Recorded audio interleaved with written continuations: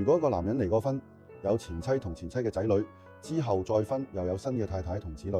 咁佢過身之後嘅財產點分？好多人以為新家庭自然攞晒，但係如果佢哋冇立遺囑，香港法例就會同無遺囑者遺產條例嘅分，所有親生子女都有同等繼承權，唔理係前妻生定現任太太生都有份啊！舉個例，如果佢有太太又有仔女，扣咗債湯稅之後呢，太太會先攞個人物品同50萬港紙，剩翻嘅再一分為